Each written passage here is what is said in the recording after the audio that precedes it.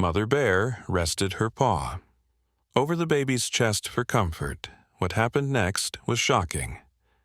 Let us know where you're watching from. If you loved my content, consider supporting it with a super thanks. Also, don't forget to like and subscribe. It'll help us to remain in touch with amazing people like you. The morning fog clung to the mountain valley like a thin blanket, slowly lifting as the sun climbed higher. Kira Daniels pressed her face against the cabin window, watching her 18-month-old daughter Mila crawl across the wooden porch outside. The little girl's chubby fingers traced patterns in the dust, completely absorbed in her own small world. "She's so peaceful out there," Kira whispered to herself, sipping her coffee. This remote cabin in the Colorado wilderness had been their sanctuary for 3 months now. After her husband's sudden death in a car accident, the city felt suffocating.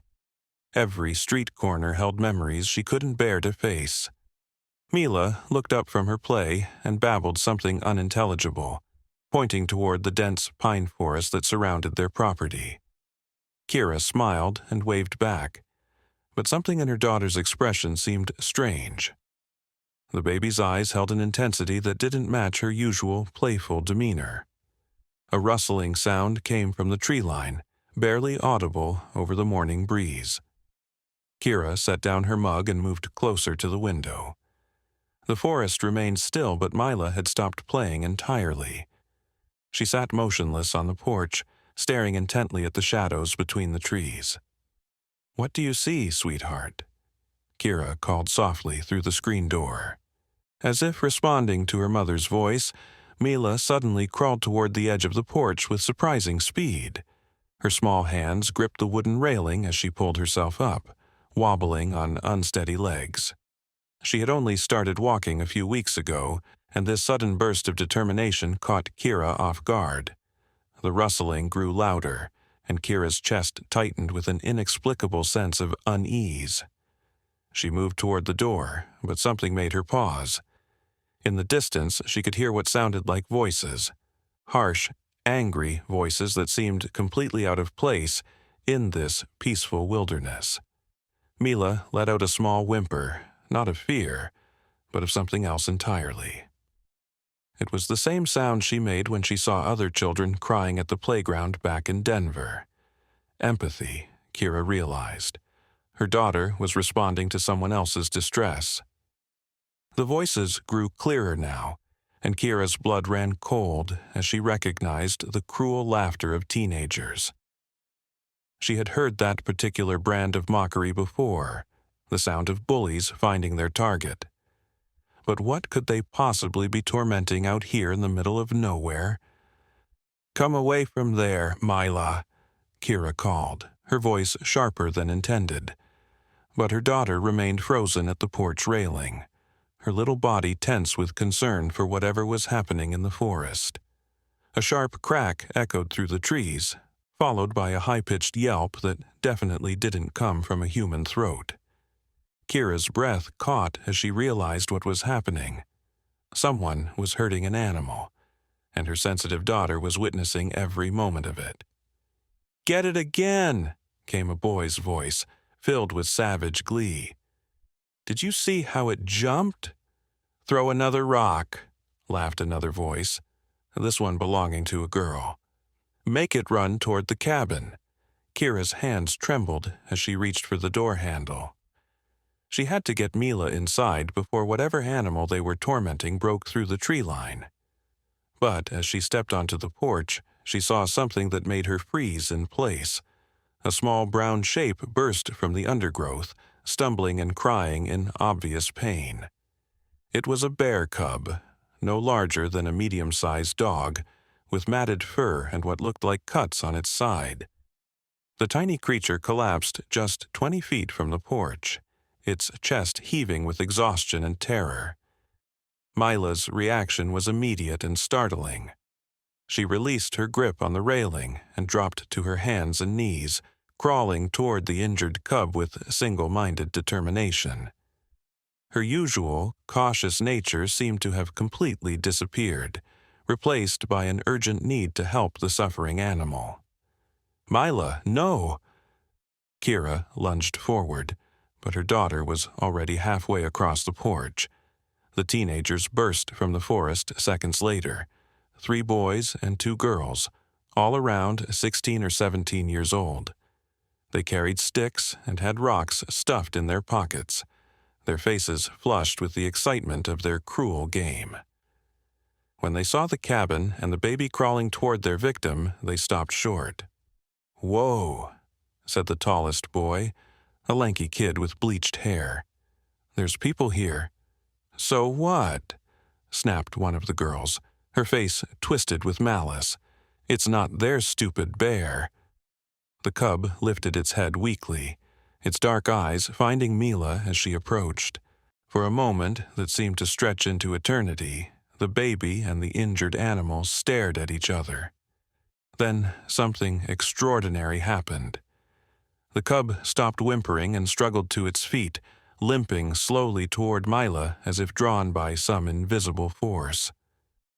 Kira stood paralyzed, caught between her desperate need to protect her daughter and her complete bewilderment at what she was witnessing. Every instinct screamed at her to grab Mila and run inside, but something about the scene unfolding before her made her hesitate. The teenagers had fallen silent too, apparently as surprised as Kira by this unexpected development.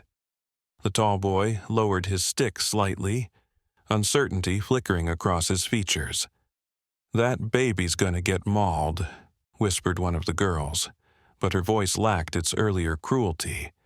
She sounded almost frightened now. Mila reached the cub and gently extended her tiny hand toward its injured side. The animal didn't flinch or growl. Instead, it pressed closer to her, seeking comfort from this small human who had appeared like an angel in its darkest moment. That's when Kira heard it, a sound that made her blood turn to ice. From somewhere deep in the forest came a low, rumbling growl that seemed to shake the very ground beneath their feet. It was answered by another growl, closer this time, filled with rage and maternal fury. The teenagers heard it too, and their faces went white with terror. The tall boy dropped his stick entirely, backing toward his friends with wide, frightened eyes. "Oh no," he breathed. "Oh no, oh no, oh no." The growling grew louder, accompanied by the sound of massive bodies crashing through the underbrush. The teenagers began to panic, pushing each other in their haste to retreat, but they had wandered too far from their original path. They were trapped in the clearing with nowhere to run. Kira's mind raced with horrifying possibilities. If the mother bears, and there had to be more than one based on the multiple growls, reached the clearing and found these teenagers near their injured cub, there would be a bloodbath. And her innocent daughter was right in the middle of it all. But Mila seemed completely unaware of the approaching danger. She continued to stroke the cub's fur with gentle, rhythmic motions, her baby talk mixing with the animal's soft whimpers in an almost musical harmony. The cub had stopped trembling and was now leaning heavily against her small body, finding peace in her presence despite the chaos erupting around them. The first bear emerged from the tree line like a force of nature, a massive grizzly, easily 7 feet tall when she reared up on her hind legs. Her fur was the same rich brown as her cub's, but her eyes burned with protective fury as she surveyed the scene before her. The teenagers screamed and scattered, but they had waited too long. The mother bear's attention locked onto them with laser focus, and she dropped to all fours with a ground-shaking thud. Her muscles bunched as she prepared to charge, every line of her body radiating deadly intent. But then, something impossible happened. Her gaze shifted to the tiny human child sitting peacefully with her injured cub, and the fury in her eyes flickered with confusion.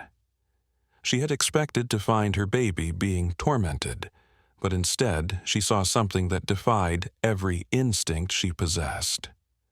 A human infant, completely vulnerable and defenseless, was offering comfort to her wounded child with the gentle care of a mother. The massive grizzly took a step forward, her enormous paws leaving deep impressions in the soft earth. Kira's heart hammered against her ribs as she watched the scene unfold, every muscle in her body screaming at her to run, to grab Mila and flee into the cabin. But her legs felt like lead, and she found herself mesmerized by the strange tableau before her. The mother bear's head swayed from side to side, trying to understand what she was seeing. Her cub, who should have been crying in terror or pain, was instead making soft, contented sounds as Mila's tiny fingers worked through his matted fur. The baby was humming now, a wordless melody that seemed to wrap around the clearing like a gentle embrace. One of the teenage boys, the one with bleached hair, tried to edge toward the forest behind him. His foot caught on a fallen branch, and he stumbled, sending a shower of pine needles cascading to the ground. The sound was sharp in the tense silence, and the mother bear's massive head snapped toward him with predatory focus. But before she could take another step, something extraordinary happened. Mila looked up from the cub and made direct eye contact with the enormous predator. Instead of the fear that any rational creature should feel, the baby's face lit up with the same joy she showed when seeing friendly dogs at the park. "Mama bear," Mila said clearly, her first real words in weeks. Since her father's death, she had retreated into babbling and silence, but something about this moment had unlocked her voice. The grizzly froze, her ears twitching forward. She had heard human speech before, usually accompanied by the sharp crack of rifles or the roar of engines. But this sound was different, soft, welcoming, completely without threat. Her massive body began to relax slightly, though her eyes never left the terrified teenagers. Kira felt tears streaming down her face as she watched her daughter interact with one of nature's most dangerous predators, as if it were a beloved pet. The impossibility of the moment wasn't lost on her, but neither was the strange rightness of it. Mila had always been drawn to injured things, broken birds, stray cats, even the wilted flowers in their Denver garden. She possessed an empathy that seemed to transcend species barriers. The cub nuzzled closer to Mila, and she wrapped her small arms around his neck in a gentle hug. The gesture was so innocent, so pure, that even the terrified teenagers stopped their panicked shuffling to stare. The tall boy's mouth hung open, his earlier cruelty replaced by wonder and shame. "I can't believe this," whispered one of the girls, her voice barely audible. "That baby's gonna get killed." But the mother bear was moving again, not toward the teenagers this time, but toward her cub and the small human who was caring for him. Her massive frame seemed to shrink somehow, her predatory posture softening into something almost gentle. She approached with the careful deliberation of a creature trying not to frighten something precious. Kira's breath caught in her throat as the enormous bear came within 10 feet of her daughter.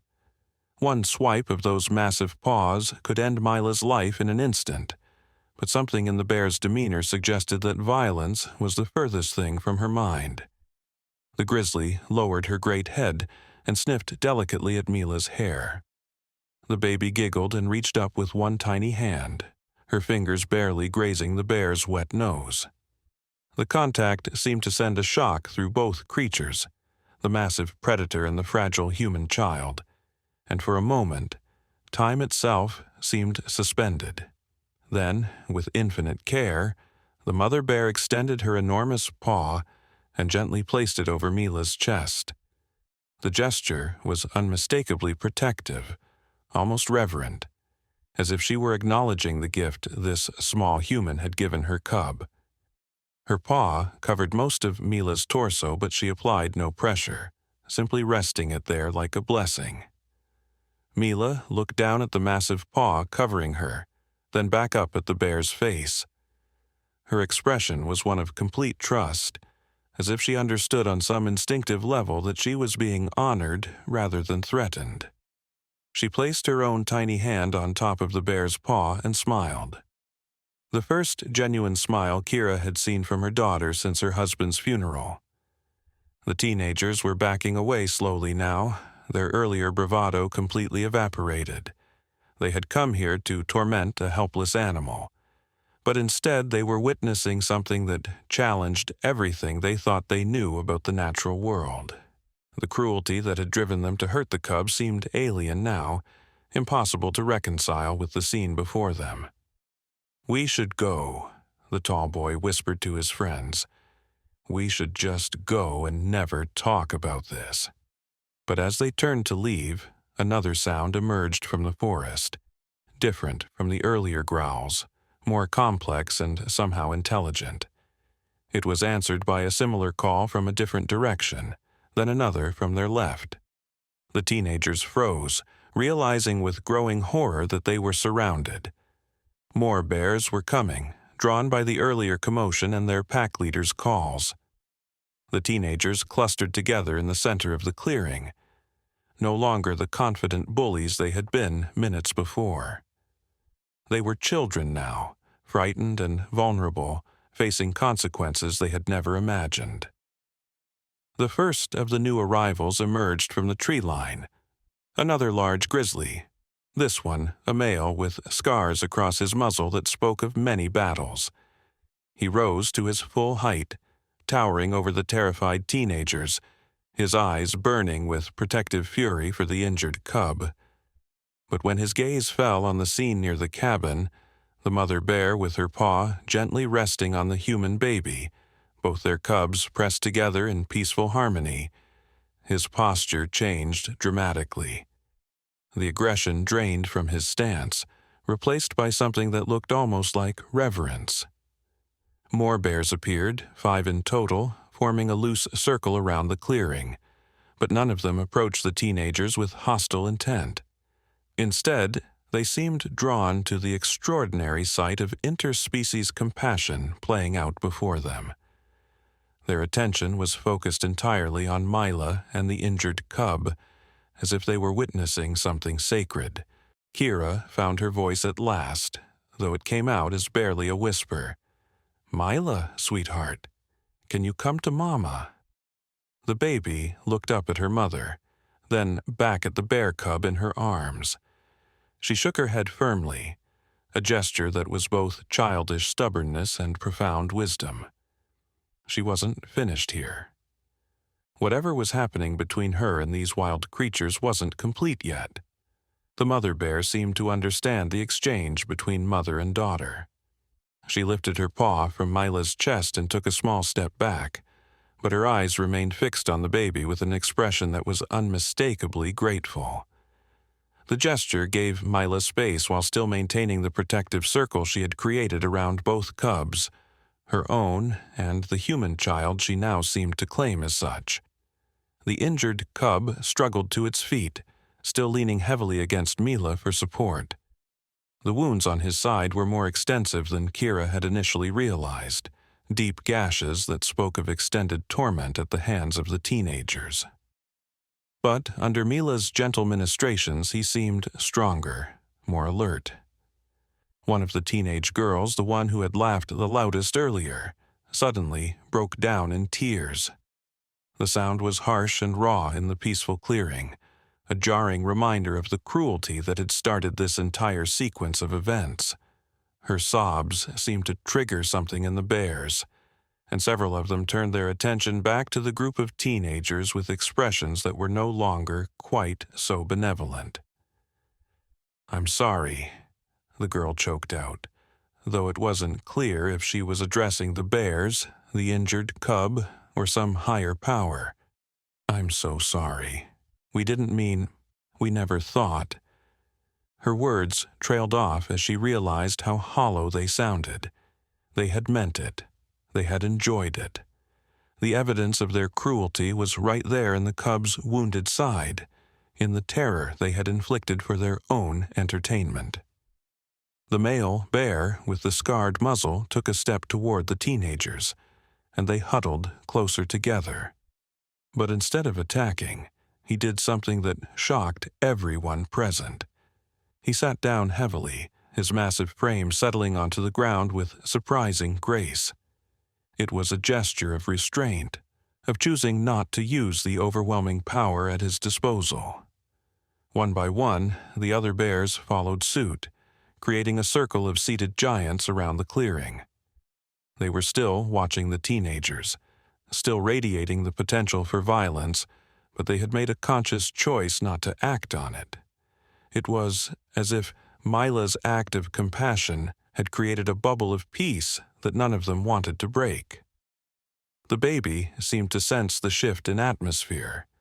She pressed a gentle kiss to the top of the cub's head, then carefully disentangled herself from his embrace. The young bear whimpered softly as she pulled away, but he didn't try to follow. Instead, he limped slowly toward his mother, who lowered her great head to nuzzle him with infinite tenderness. Mila stood on unsteady legs and took a few wobbling steps toward her own mother. But halfway across the porch, she stopped and turned back to look at the family of bears. Her expression was serious, almost adult in its gravity, as if she understood that she was witnessing something that would change her forever. The mother bear met her gaze across the clearing, and for a moment mother and child, human and bear, acknowledged each other with a respect that transcended species. The grizzly dipped her massive head in what could only be interpreted as a bow of gratitude. Kira finally found the strength to move, rushing forward to scoop Mila into her arms. Her daughter came willingly now, her mission accomplished, but she kept looking back over her mother's shoulder at the bears as they retreated toward the forest. The teenagers remained frozen in place, unsure whether they were free to go or if movement would break whatever spell was keeping them safe. The male bear rose to his feet, fixing them with a stare that conveyed more meaning than words ever could. They had been judged and found wanting, but they had also been granted mercy they didn't deserve. "Go," Kira found herself saying, her voice carrying across the clearing. "Just go, and don't ever come back here." They didn't need to be told twice. The group scattered toward the forest, their earlier cohesion broken by shame and terror. As they disappeared into the trees, their voices could be heard arguing, blaming each other, trying to process what they had witnessed. But the bears weren't finished yet. As the mother grizzly prepared to follow her cub into the forest, she paused at the edge of the clearing and looked back one more time. What happened next would be burned into Kira's memory forever, a moment so profound that she would question her own sanity for years to come. The massive bear reared up on her hind legs and placed both paws over her heart, then extended them toward Mila in an unmistakable gesture of gratitude and blessing. It was a movement so human, so deliberately communicative, that it challenged everything Kira thought she knew about the intelligence of wild animals. Mila giggled and clapped her tiny hands together, as if she understood perfectly what the bear was trying to tell her. The sound of her laughter seemed to ripple through the clearing like magic, and even the retreating bears paused to look back with what could only be described as fondness. But as the last of the bears disappeared into the forest, Kira noticed something that made her blood run cold. The injured cub, who should have followed his mother to safety, was still lying near the porch. His breathing had become labored, and the wounds on his side were bleeding more heavily than before. The excitement and stress of the encounter had reopened his injuries, and he was losing strength rapidly. "Oh no," Kira whispered, setting Mila down carefully. "The little one is hurt worse than I thought." Mila immediately crawled back toward the cub, her face creased with worry. She seemed to understand that something was very wrong, and her baby babble took on an urgent, distressed quality.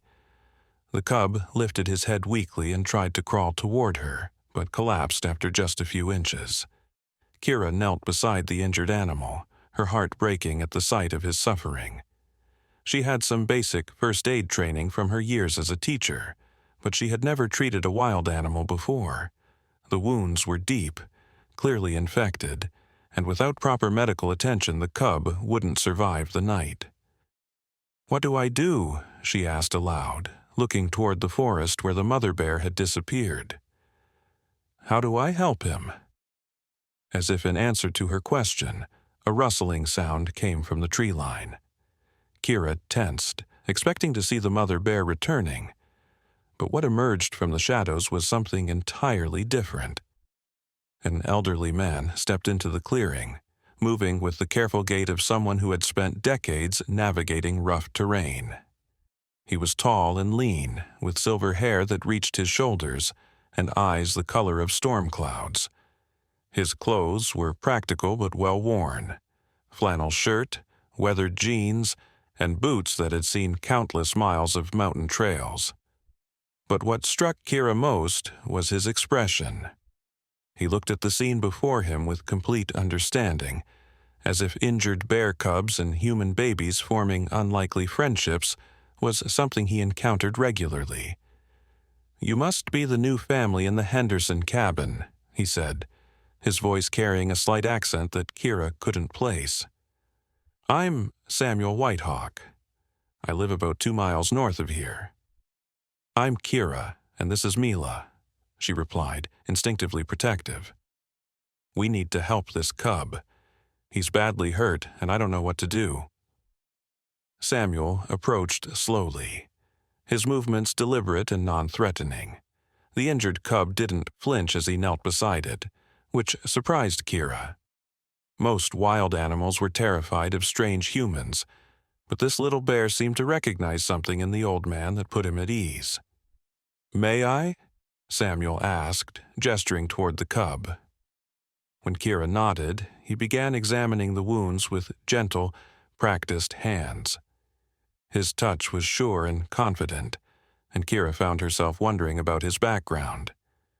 "You've done this before," she observed. "More times than I care to count," he replied, his fingers probing carefully around the deepest gash. "These wounds weren't made by accident. Someone was deliberately trying to hurt this little one." Kira's jaw tightened. There were teenagers here earlier, 5 of them. They were throwing rocks and hitting him with sticks. Samuel's expression darkened, and for a moment, something dangerous flickered in his eyes. "The Morrison kids, most likely. They've been causing trouble in these mountains for months. Their parents think sending them to their uncle's ranch for the summer will straighten them out, but they're just spreading their poison to a new place." He stood and walked to a leather satchel that Kira hadn't noticed him carrying. From it, he pulled what looked like a well-equipped medical kit, complete with antibiotics, surgical instruments, and various bottles of medicine. "Are you a veterinarian?" Kira asked, amazed by the contents of his bag. "Among other things," Samuel replied cryptically. He knelt back down beside the cub and began cleaning the wounds with a solution that made the little bear whimper. "I've been taking care of the animals in these mountains for longer than most people have been alive." Mila crawled closer, reaching out to stroke the cub's head while Samuel worked. The baby's presence seemed to calm the injured animal, and his whimpering subsided into soft, trusting sounds. There was something almost magical about the way Mila could soothe any creature in distress. "She has a gift," Samuel said, noticing the interaction. "I've seen it before, but rarely in one so young." "What do you mean?" Kira asked, though part of her already suspected what he might say. "Some people are born with a connection to the natural world that goes beyond normal human understanding," he explained, his hands never pausing in their careful work. "They can communicate with animals on a level that most of us can't even imagine. The old tribes called them spirit speakers." Kira felt a chill run down her spine. Ever since Mila was born, there had been signs that she was different. Animals were drawn to her in ways that defied explanation. Stray dogs would appear at their door, birds would land on her stroller. Even the neighbor's notoriously aggressive cat would purr and roll over when Mila was near. "That's impossible," she said, but her voice lacked conviction. Samuel looked up from his work, meeting her eyes with a gaze that seemed to see straight through to her soul. "Is it? You saw what happened here today. You watched your daughter form a bond with a family of wild grizzly bears that should have killed all of you. Tell me, what part of that seemed possible an hour ago?" He had a point. Everything about this day had challenged her understanding of reality. Maybe it was time to accept that Mila was special in ways she had never imagined. "The mother bear," Kira said slowly, when she put her paw on Mila's chest. "What was that about?" "She was marking her," Samuel replied, his voice heavy with significance. "In bear culture, that gesture means acceptance into the family. Your daughter has been claimed as one of their own." The implications of his words hit Kira like a physical blow. "What does that mean for her, for us?" "It means she'll never be alone in these mountains," Samuel said, finishing his treatment of the cub's wounds. "But it also means she has responsibilities now. The bears will expect her to be their voice when they need help." As if to emphasize his point, a low rumble came from the forest. Not a growl of aggression, but something more complex. A sound that carried meaning beyond simple animal communication. The injured cub lifted his head and responded with a series of soft huffs and whimpers. "They're talking," Kira breathed, watching her daughter's face light up with understanding. "They're planning," Samuel corrected. "Something's coming. Something that has them worried." "What kind of something?" Before Samuel could answer, the sound of engines echoed through the valley. Multiple vehicles moving fast, coming up the mountain road that led to the cabin. The injured cub struggled to its feet, fear overriding his pain, and limped quickly toward the forest. "Hide," Samuel said urgently, grabbing his medical kit. "Take Mila inside and don't come out until I tell you it's safe." "Why? Who's coming?" "The kind of people who would pay a lot of money for information about a family of bears that isn't afraid of humans," he replied grimly. "The kind who think everything in these mountains exists for their profit." Kira scooped up Mila and ran for the cabin, her mind racing with questions. How did Samuel know who was coming? Why were the bears so agitated? And what did any of this have to do with her daughter's strange connection to the animals? From the safety of the cabin, she watched through the window as 3 large SUVs pulled into the clearing. Men in expensive outdoor gear climbed out, carrying equipment that looked more suited to capturing animals than observing them. Their leader was a tall man with silver hair and cold blue eyes that reminded Kira unpleasantly of a predator. Samuel stepped forward to meet them, and Kira could see tension in every line of his body. Whatever was about to happen, he had been expecting it. "Mr. Blackwood," Samuel said, his voice carrying clearly across the clearing, "you're trespassing on private property." The silver-haired man smiled, but it was the kind of smile that belonged on a shark. "Mr. Whitehawk, always a pleasure. I hear you've had some interesting visitors today." "I don't know what you're talking about." "Come now," Blackwood said, gesturing to his men, who began unloading cages and tranquilizer equipment from their vehicles. "The Morrison boy called me an hour ago. He was quite hysterical, actually. Something about a family of bears that behaved like trained animals. Very valuable information, if it's true." Kira's heart sank as she realized the teenagers hadn't just run away scared. One of them had sold out the bears for money. But how had they known to call this Blackwood person, and why did Samuel seem to know him? "The boy was traumatized," Samuel said firmly. "Kids make up all kinds of stories when they're frightened."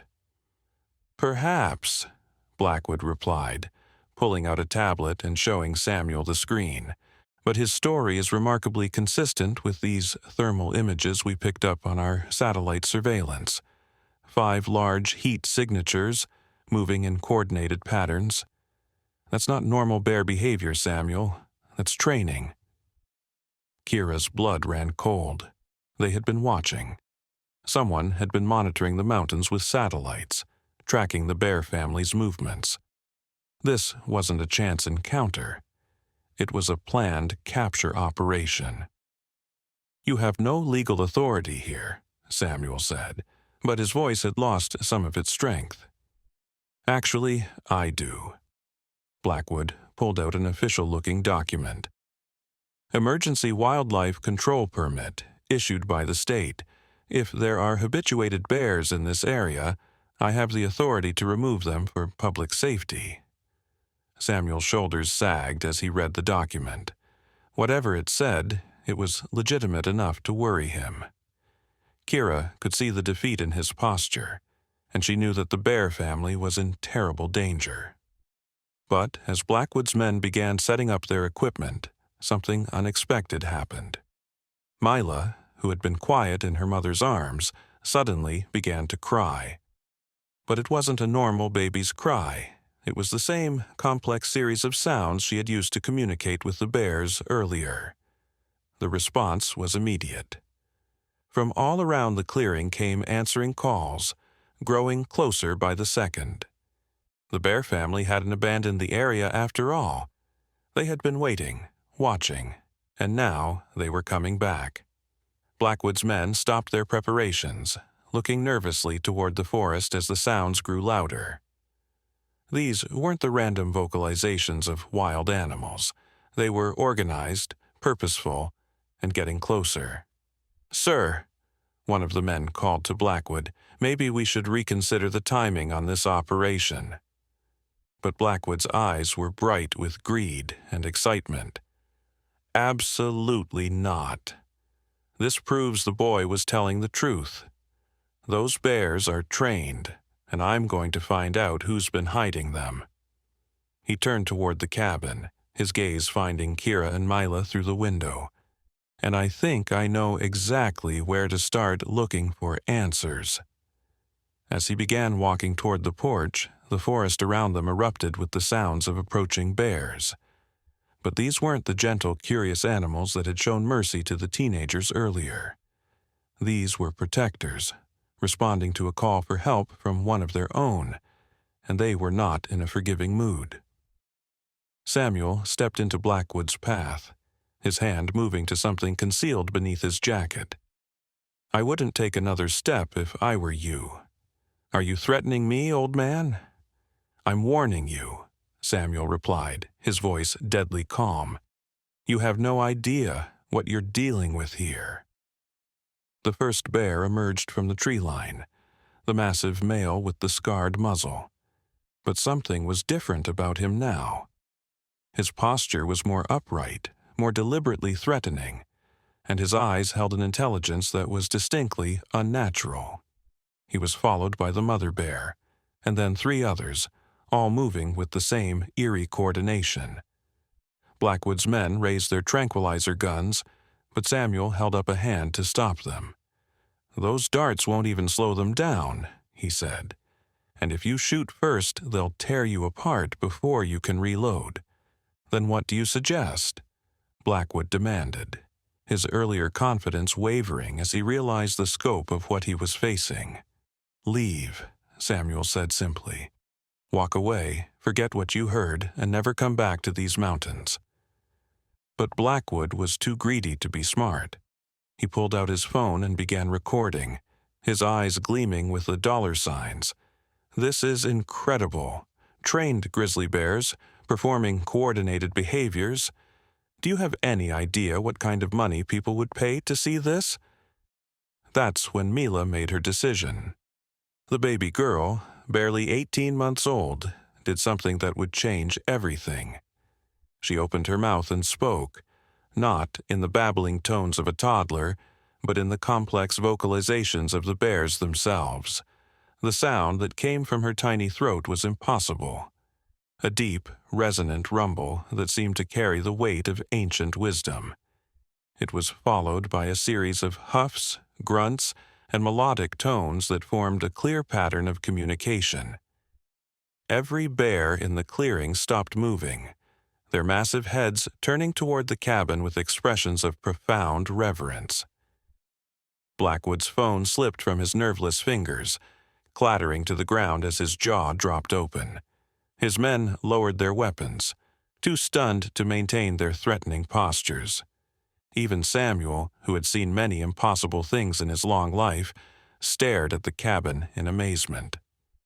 "My God," Blackwood whispered, "the child is speaking their language." But Kira was experiencing something far more personal and terrifying. As Mila's vocalizations continued, images began flooding her mind, not her own memories, but something else entirely. She saw the forest through different eyes, smelled scents her human nose could never detect, felt the deep, primal satisfaction of hunting, and the fierce, protective love of a mother for her cubs. She was experiencing the bear's memories, somehow channeled through her daughter's impossible gift. And what she saw made her understand that everything Samuel had told her was just the beginning of a much larger truth. The bear family wasn't just intelligent. They were ancient. The images showed them living in these mountains for generations beyond counting, passing down knowledge and wisdom from parent to cub in ways that human science had never discovered. They had watched civilizations rise and fall, had seen the first human settlements in the valley, had learned to hide their true nature from a species that would never understand their complexity. But now their secret was exposed, and they were looking to Mila for guidance. The baby's vocalizations changed, becoming more urgent, more commanding. The bears responded immediately, but not in the way anyone expected. Instead of attacking Blackwood and his men, they began to retreat, moving with the same coordinated precision they had shown earlier. The mother bear paused at the edge of the clearing and looked directly at Mila, her expression one of absolute trust. "They're leaving," one of Blackwood's men said, his voice filled with disappointment. "Sir, we should tranquilize them now while we have the chance." "No," Blackwood said slowly, his greedy mind already working on a new plan. "This is much bigger than I thought. The bears aren't the real prize here. The child is." Kira's blood turned to ice as she realized the implications of his words. She clutched Mila tighter, backing away from the window as Blackwood's attention turned fully toward the cabin. "Think about it," he continued, his voice rising with excitement. "A human child who can speak to animals, who can control wild predators with her voice. The applications are limitless. Military uses, entertainment, scientific research. We could be looking at the discovery of the century." Samuel stepped between Blackwood and the cabin, his hand now openly resting on what appeared to be a hunting knife. "You're not touching that child." "I have legal authority here," Blackwood replied, pulling out his phone to make a call. "One call to the proper authorities, and that baby will be classified as a potential biological hazard, for her own safety, of course, and for the safety of others. You wouldn't dare. Watch me." Blackwood began dialing, but before he could complete the call, something extraordinary happened. The phone simply died in his hands, the screen going black despite showing a full battery moments before. He tried again with a backup phone, with the same result. His men checked their own devices, radios, GPS units, even their vehicle computers, and found them all mysteriously non-functional. "Electromagnetic interference," one of them reported nervously. "Something's jamming every electronic device in the area." Samuel smiled grimly. "I told you that you had no idea what you were dealing with." "This is impossible," Blackwood snarled. "There's no natural phenomenon that could cause this kind of widespread interference." "Who said anything about natural?" Samuel replied. "These mountains hold secrets that your science can't explain, and some of those secrets have been waiting a very long time for the right person to awaken them." As if to emphasize his point, the air around them began to shimmer with an odd, prismatic quality. It was subtle at first, like heat waves rising from summer pavement, but it grew stronger by the moment. The very atmosphere seemed to be responding to Mila's presence, bending reality in ways that defied explanation. Inside the cabin, Kira was experiencing something even more startling. The flood of bear memories had stopped, replaced by something else entirely. She was seeing flashes of the past. Not animal memories this time, but human ones. She saw Samuel as a much younger man, working alongside people who dressed in the traditional clothing of various Native American tribes. She saw ceremonies conducted under starlit skies, rituals that seemed to bridge the gap between human and animal consciousness. And she saw others like Mila, children throughout history who had been born with the gift of animal communication. Most had lived quiet lives, their abilities known only to small communities who protected and nurtured them. But a few had been discovered by the outside world, and their fates had been uniformly tragic. "Samuel," she called through the window, her voice shaking with newfound understanding. "I know who you are. I know what you've been protecting." He turned toward her, his expression resigned. "I was hoping we'd have more time before this moment came." "More time for what?" Blackwood demanded. "What is this old fool talking about?" Samuel ignored him, focusing entirely on Kira. "Your husband's accident wasn't an accident. There are people who have been tracking bloodlines for generations, looking for families that carry the genetic markers for the gift. They found your family 3 years ago." Kira felt the world tilt around her. "That's impossible. David died in a random car crash. A drunk driver ran a red light. The drunk driver was paid to be in that exact spot at that exact time," Samuel said gently. "They wanted to isolate you and Mila, to make you vulnerable enough to be studied without interference. Moving to this cabin wasn't your idea. You were subtly guided here by a series of coincidences that weren't coincidental at all." The revelation hit her like a physical blow. Everything she thought she knew about her life, about her husband's death, about their move to the mountains, all of it had been orchestrated by people who wanted to exploit her daughter's gift. "Who?" she whispered. "Who did this to us?" Samuel's eyes flicked meaningfully toward Blackwood, who had gone very still. "Why don't you ask him?" Blackwood's mask of greed slipped, revealing something much colder underneath. "You always were too smart for your own good, White Hawk." "So it's true," Kira breathed. "You killed my husband." "I eliminated an obstacle," Blackwood replied with chilling casualness. "David Daniels was too protective, too suspicious. He would never have allowed us to study your daughter properly. But a grieving widow, isolated in the wilderness with a special needs child, much more manageable." The shimmer in the air intensified, and the temperature around the cabin began to drop noticeably. But it wasn't a natural cold. It carried with it a sense of ancient anger, of primal justice awakening after long slumber. "You made one crucial mistake," Samuel said, his voice carrying a weight that seemed to come from the mountains themselves. "You brought your operation here, to this place. These mountains are sacred ground, protected by agreements that go back centuries, and you've just violated every single one of them." Mila's voice rose again, but this time her vocalizations weren't directed at the bears. She was calling to something else, something much older and more powerful. The forest around them began to respond, not just the animals but the very trees and rocks and streams. The mountain itself was waking up. Blackwood's men were backing toward their vehicles now, their earlier confidence completely shattered. The electronic jamming was the least of their worries. The entire environment seemed to be turning hostile. The temperature continued to drop.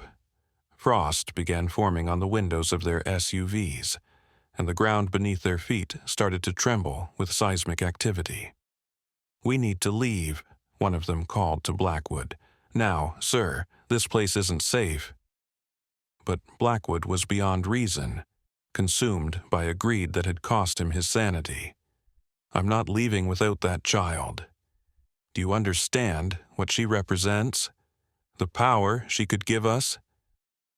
He pulled out a pistol, pointing it directly at Samuel.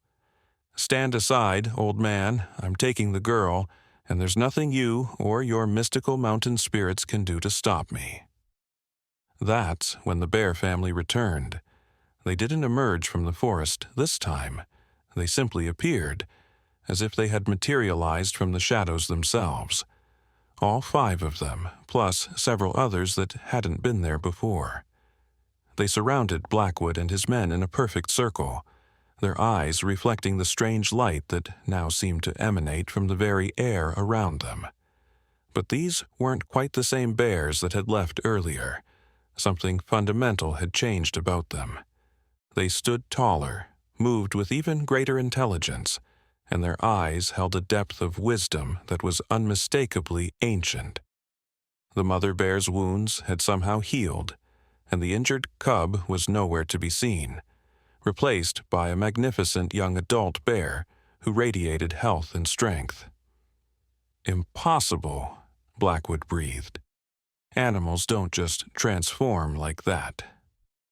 "They do when they're not really animals," Samuel replied. "At least not in the way you understand the term. They're guardians, protectors of this sacred space, and they've been waiting for someone like Mila to return for over a century." The largest bear, the male with the scarred muzzle, began to change before their eyes. His form wavered and shifted, and suddenly Samuel wasn't the only human in the clearing. Standing where the bear had been was a tall Native American man with silver hair and eyes that held the wisdom of ages. He was dressed in traditional clothing that seemed to be made of starlight and shadow. "The time of hiding is over," he said, his voice carrying the power of thunder. "The child has awakened the old bonds, and we will protect her as we have protected this land." Blackwood raised his gun toward this new threat, but before he could fire, Mila's voice rang out one more time. This call was different from all the others, not a communication, but a command that seemed to resonate in the very bones of everyone present. The effect was immediate and devastating.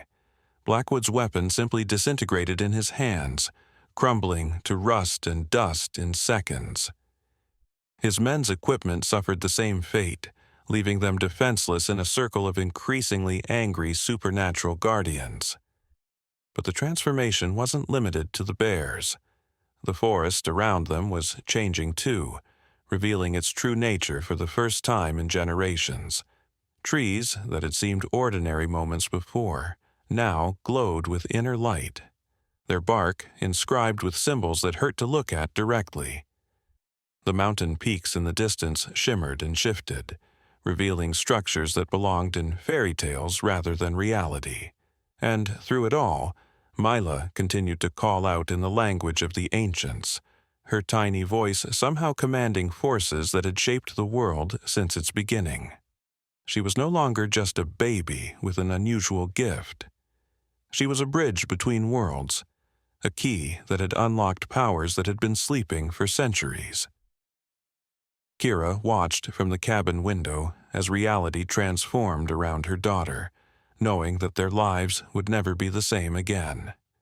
Whatever Mila was becoming, whatever destiny awaited her, there would be no going back to the simple life they had known.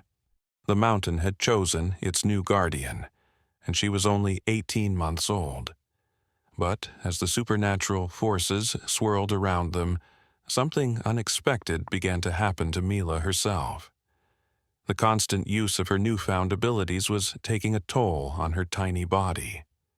Her skin had taken on a pale, almost translucent quality, and her breathing had become shallow and rapid. The power flowing through her was more than any human child should be able to handle. Kira burst from the cabin, maternal instinct overriding her fear of the chaos surrounding them. "Something's wrong with her," she cried, reaching for her daughter. "She's burning up with fever." Samuel and the transformed guardian exchanged worried glances. "The awakening is happening too fast," Samuel said urgently.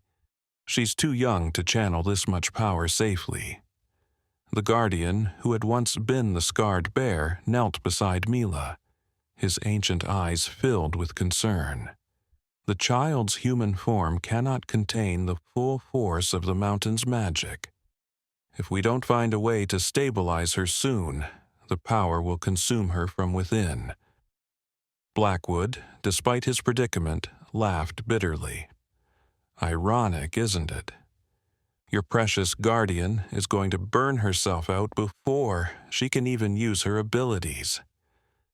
Kira rounded on him with fury that surprised everyone, including herself. "This is your fault. You forced this situation. You made her use powers she wasn't ready for." "Actually," came a new voice from the forest, "this was always going to happen." Everyone turned to see a woman emerging from the trees, but not walking through them.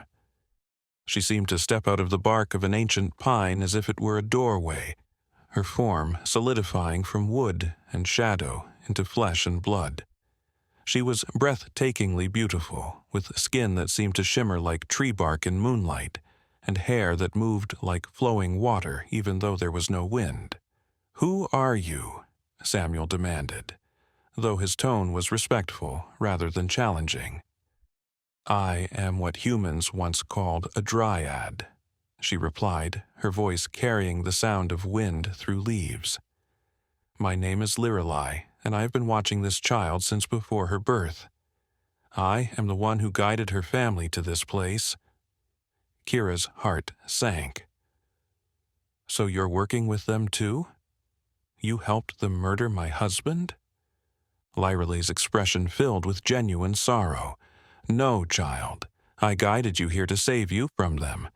I knew they would never stop hunting your daughter, so I brought you to the one place on Earth where she could be protected." "But David still died," Kira said, tears streaming down her face. "Yes, and I grieve for that loss," Lirelai admitted. "I tried to prevent it, but my powers are limited outside these sacred boundaries. I could only influence events to bring you here before they could take Mila away from you permanently." The dryad approached the fevering child with graceful steps.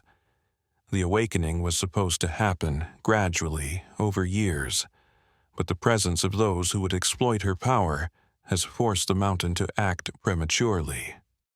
She knelt beside Mila and placed her hands gently on the baby's forehead.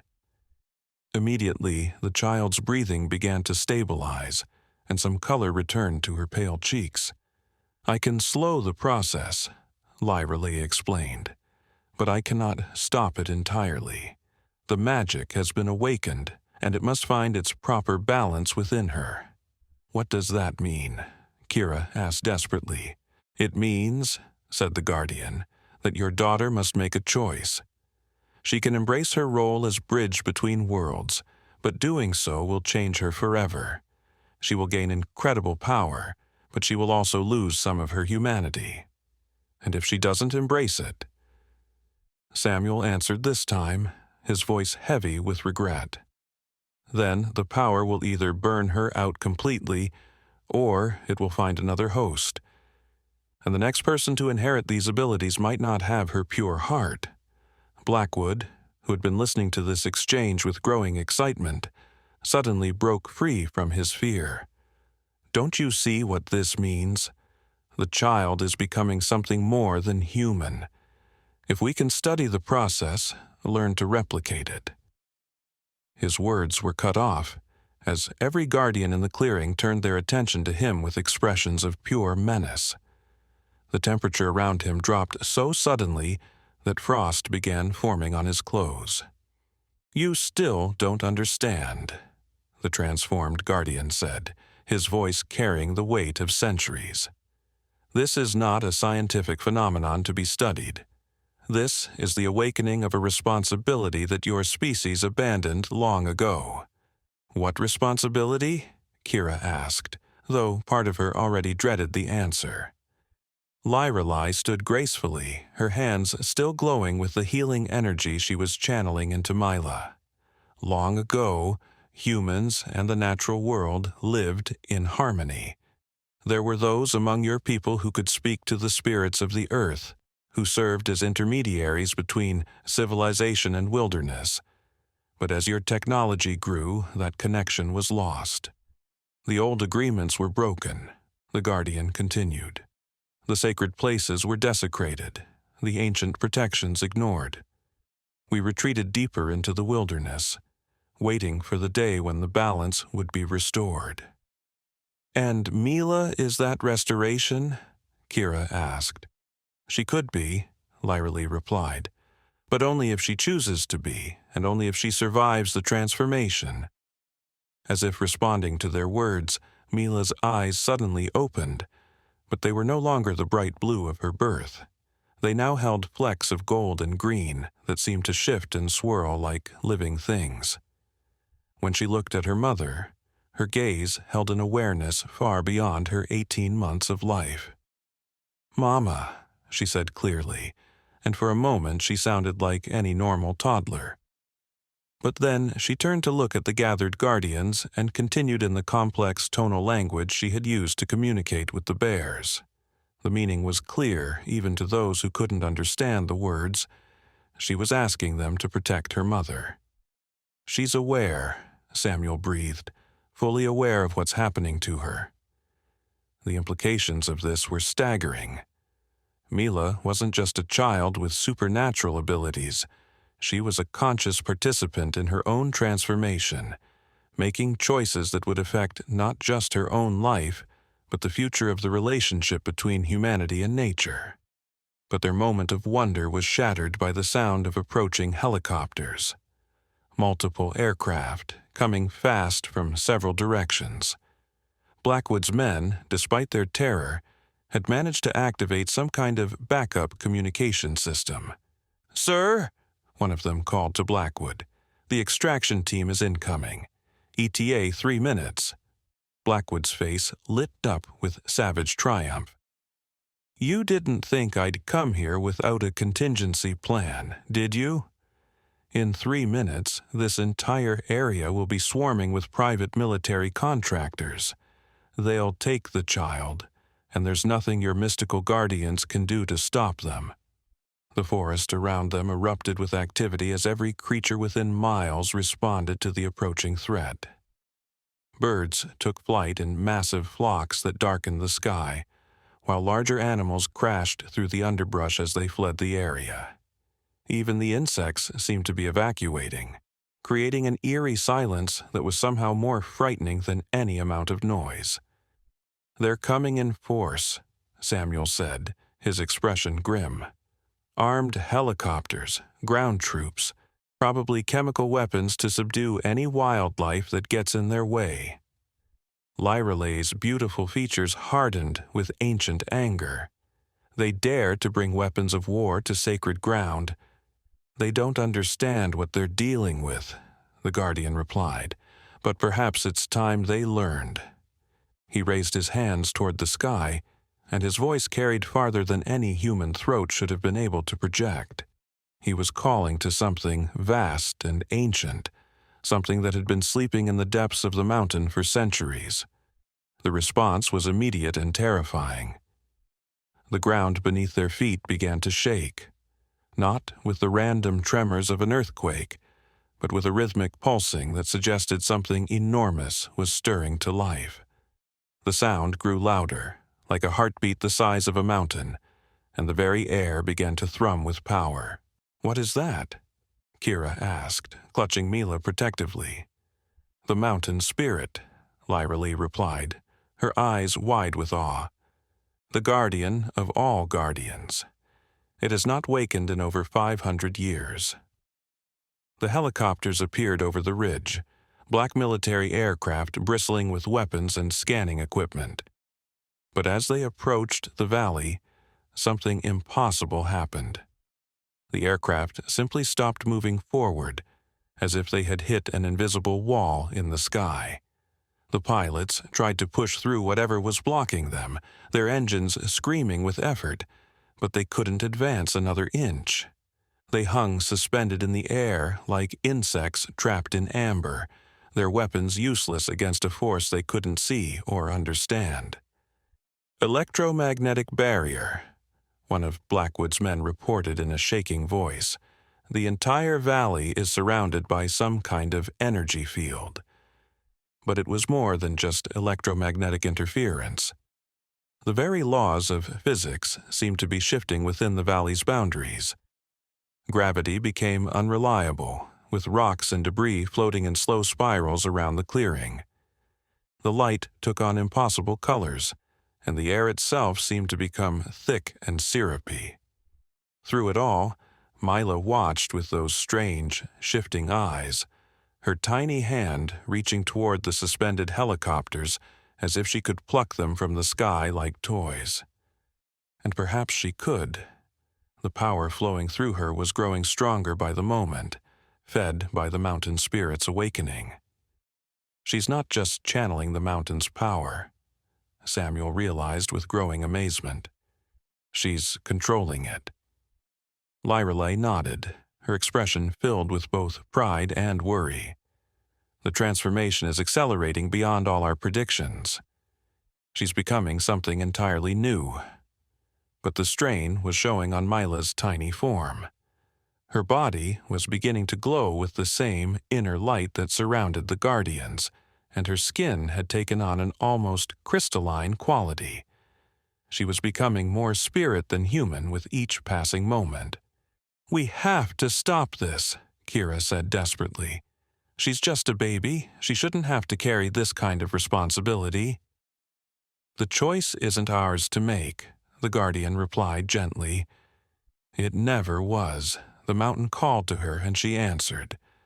Now we can only support her as she finds her own path." Mila turned to look at her mother then, and for a heartbreaking moment she looked like nothing more than a frightened toddler who wanted her mama. She reached out with both arms, the universal gesture of a child seeking comfort. Kira didn't hesitate. She gathered her daughter into her arms, feeling the strange energy that surrounded the child, but finding that it didn't hurt her. Instead, it felt warm and protective, like being wrapped in living sunlight. "Whatever you become," she whispered to Mila, "you'll always be my baby girl." Mila smiled and pressed her face against her mother's neck, making the soft, cooing sounds she had always made when she was content. For a moment, the supernatural chaos around them seemed to pause, as if even the mountain spirit was moved by the simple power of a mother's love. But the helicopters were still trying to break through the barrier, and more ground vehicles could be heard approaching from multiple directions. Blackwood's organization had committed serious resources to capturing Mila, and they weren't going to give up easily. "There's something else coming," Lyreley said suddenly, her head tilted as if listening to voices only she could hear. "Something that doesn't belong to either side of this conflict." From the deepest part of the forest came a new sound, not the calls of guardians or the mechanical noise of human technology, but something else entirely. It was musical and otherworldly, like the singing of whales mixed with the chiming of crystal bells. "What now?" Samuel muttered, but his expression was more curious than worried. "The old ones," the Guardian breathed, his ancient face filled with wonder. "They're coming. I haven't seen them in 2 centuries. "Who are the old ones?" Kira asked, though she wasn't sure she wanted to know. Before anyone could answer, they emerged from the forest, beings that belonged in fairy tales and legends rather than reality.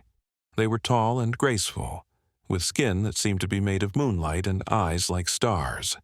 Some had wings that looked like they were crafted from spider silk and morning dew, while others seemed to be partly plant, partly animal, and partly pure magic. "The first guardians," Lyra Lee explained in an awed whisper. "The ones who were here before humans ever set foot on this continent. They retreated to the deepest parts of the spirit world when your kind began spreading across the land." The leader of these ancient beings approached Mila with steps that left no trace on the ground. When she spoke, her voice was like music made of light. "Little Bridgewalker," she said in perfect English, though her lips didn't seem to move in sync with the words. "You have called us back to a world we thought lost forever." Mila looked up at the ethereal being with no fear, only curiosity. She babbled something in her bear language, then switched to human words. "Pretty lady." The ancient guardian laughed, and the sound was like silver bells dancing on the wind. "Yes, child, and you are beautiful too, in ways that your kind has forgotten how to see." She knelt before Mila and Kira, her presence somehow making the air around them feel lighter and more peaceful. "The question now is whether your world is ready for what you are becoming." As if in answer to her words, the trapped helicopters began firing their weapons at the invisible barrier, desperate to break through to their target. The energy field absorbed their attacks easily, but the aggression was noted by every supernatural being in the valley. "They will never stop," Blackwood called out, his voice filled with malicious satisfaction. "More will come, with bigger weapons and better resources. You can't protect her forever." The ancient guardian turned her star-filled gaze toward him, and Blackwood suddenly found himself unable to speak. His mouth moved, but no sound emerged, as if his voice had simply been edited out of reality. "The one who profits from suffering speaks truth, unfortunately," she said sadly. "There will always be those who seek to exploit power rather than respect it." She stood and extended her hand toward Mila, her fingers trailing sparkles of pure light. "But perhaps there is another way." The ancient guardian's touch was gentle as she placed her luminous hand on Mila's forehead. Immediately, the chaotic energies swirling around the child began to calm and organize themselves into beautiful, spiraling patterns of light. The dangerous fever that had been consuming her tiny body faded, replaced by a warm, steady glow that seemed to come from her very soul. "What are you doing to her?" Kira asked, though her voice held wonder rather than fear. "I am teaching her to build bridges instead of barriers," the Ancient One replied. "Your daughter has the power to force change upon the world, but true wisdom lies in showing others the path forward." Mila's eyes, now settled into a beautiful blend of human blue and supernatural gold, focused on the ancient guardian with perfect clarity. When she spoke, her words came in clear, articulate sentences that should have been impossible for an 18-month-old child. "The angry men in the sky machines," she said, pointing toward the trapped helicopters. "They're scared because they don't understand. Can I show them?" The ancient guardian smiled, her expression radiating approval. "That is exactly the right question to ask, little Bridgewalker. Yes, you can show them, but remember, forced understanding teaches nothing. Only offered wisdom can truly change hearts." Mila nodded solemnly, then turned her attention to the helicopters still struggling against the barrier. She raised her tiny hands toward them, but instead of exerting more force, she did something extraordinary. She began to sing. The melody that emerged from her throat was unlike anything ever heard on Earth. It combined the deep, resonant tones of whale song with the crystalline beauty of wind chimes, the rhythmic pulse of a heartbeat with the gentle whisper of flowing water. It was the sound of life itself, of every creature that had ever drawn breath on the planet, unified in perfect harmony. The effect was immediate and profound. The pilots in the helicopters stopped trying to break through the barrier and instead found themselves listening in stunned amazement. Through their headsets, the song somehow translated itself into emotions and images. They saw the forest not as a resource to be exploited, but as a living community of interconnected beings. They experienced what the bears felt when their cubs were threatened, what the trees endured when their ancient groves were clear-cut, what the mountain itself had witnessed as centuries of life unfolded within its embrace.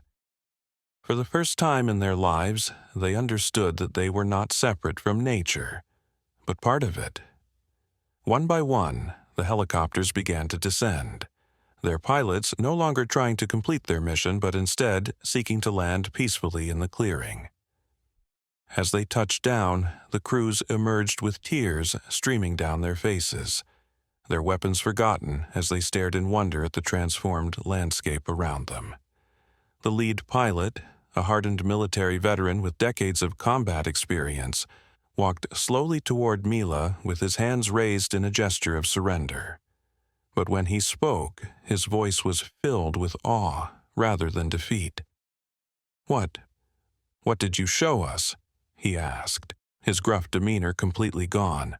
"I saw my daughter as a child, playing in a forest that I helped destroy 20 years ago. I saw my grandmother's farm before the corporation bought it and turned it into a strip mall. You saw the connections," Lyra Lee said gently, "the web of life that links all things. Your daughter has the gift to reveal these truths to those who are ready to see them." Blackwood, still silenced by the ancient guardian's power, watched in growing frustration as his carefully planned operation crumbled around him. His men were laying down their weapons, his pilots were abandoning their mission, and even his ground teams could be heard over the radio expressing confusion and reluctance to continue. But Mila wasn't finished. She looked directly at Blackwood with those wise, ancient eyes and made a decision that would define her path forward. Instead of punishment or revenge, she chose compassion. She walked over to him on unsteady toddler legs, reached up, and gently touched his silenced lips. The ancient guardian's spell dissolved, and Blackwood's voice returned. But the first words out of his mouth weren't the threats or demands anyone expected. I remember," he whispered, his face crumpling with long-suppressed emotion. "I remember being a child, finding an injured bird in my backyard. I wanted to help it, to heal it. When did I stop caring about healing and start thinking only about profit?" The transformation in his voice was startling. The cold, calculating businessman was gone, replaced by a broken man confronting decades of choices that had led him away from his true nature. "You can remember because you chose to listen," Mila said simply, her supernatural wisdom shining through her childish features. "Everyone can choose to listen." Samuel stepped forward, his own eyes wet with tears. "This is what the prophecies spoke of," he said reverently. "Not a guardian who would rule over the balance between worlds, but one who would teach others to find that balance within themselves." The ancient guardian nodded approvingly.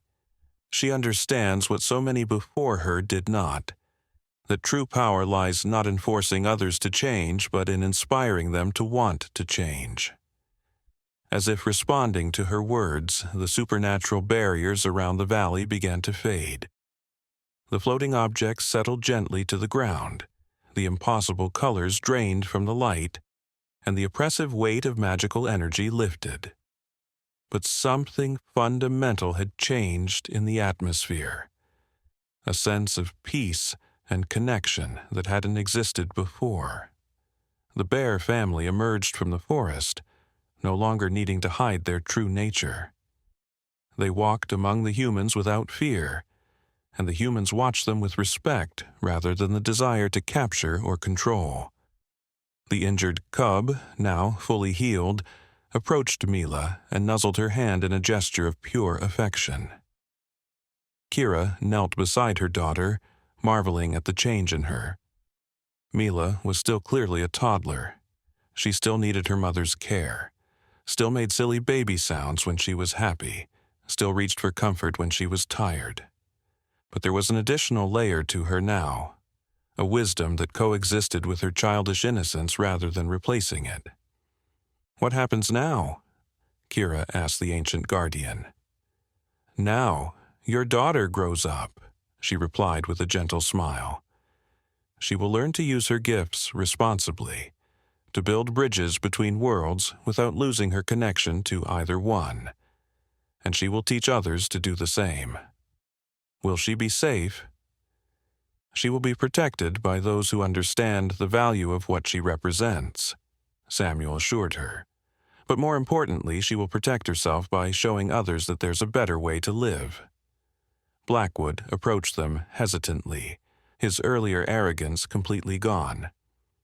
"I know I have no right to ask for forgiveness," he said quietly. "The things I've done, the people I've hurt, your husband." Kira looked at him for a long moment, her grief still raw, but no longer poisoned with hatred. "You can't undo what you've done," she said finally, "but you can choose to do better from now on."